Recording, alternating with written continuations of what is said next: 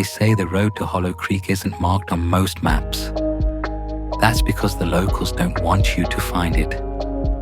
And after what I experienced, I understand why. It started with a wrong turn and ended with something I still can't explain. Last month, I was driving through the countryside, alone, tired, and a little lost. My GPS suddenly stopped working. No signal, no road signs. Then, out of the fog, I saw a weathered wooden board. Welcome to Hollow Creek, population 311. I figured I'd grab some gas and maybe crash for the night. It looked like one of those cozy, forgotten towns. But Hollow Creek wasn't cozy. It wasn't forgotten. It was hiding something. The streets were too clean.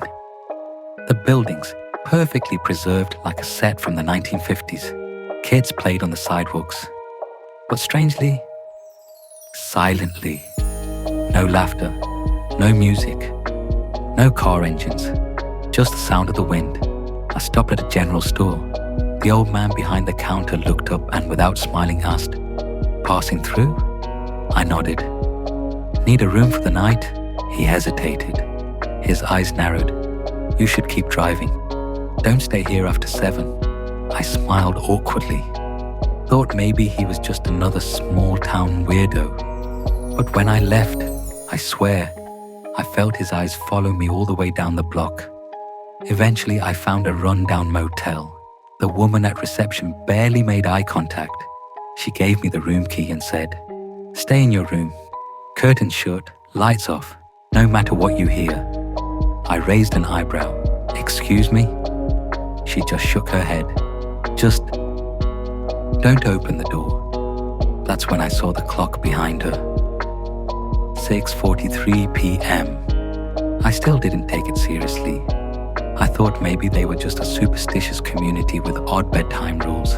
Hungry, I walked over to a nearby diner. People were still eating, but they seemed in a hurry.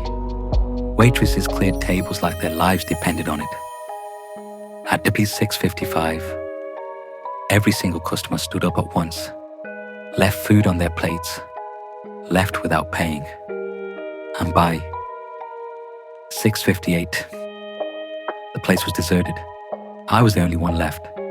At 7 p.m., sharp, all the lights flickered once and then cut out. The entire town went completely dark. No streetlights, no neon signs, nothing. And then came the silence. It wasn't peaceful. It was alive. Like something was listening, watching, waiting.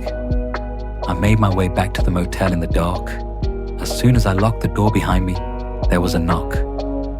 Software deliberate. 2 knocks. Then a woman's voice whispered, "Please, let me in. I used to live here too." I didn't move, didn't breathe. Then the knocking stopped. I crept to the door and, God help me, peeked through the keyhole. At first I saw nothing. Then, 2 glowing pale eyes stared back at me from the other side. And a cold voice whispered, "You're not supposed to be here after 7. My body locked up, my skin burned. The room began to vibrate. Faint at first, then violently. The mirror cracked down the middle. The lights flashed with static. And then, my phone rang. There was no name, no number, just a black screen. I answered, but I didn't hear a voice. I heard hundreds of them, screaming, whispering, pleading, all at once, then silence. I don't remember falling asleep, but when I opened my eyes, sunlight flooded the room. It was morning. The town looked normal. People walked their dogs. Children laughed. It was like nothing had happened. I packed up and ran to the general store. The old man was sweeping the front porch. "What the hell happened last night?" I asked. He looked at me for a long time, then finally said, "You survived. Don't come back." I didn't. But every so often, when it's exactly 7 p.m., there's a knock at my door and a soft voice whispers, "Let me in." I used to live here too. Thanks for watching. Please like, share, and subscribe our channel for more interesting stories.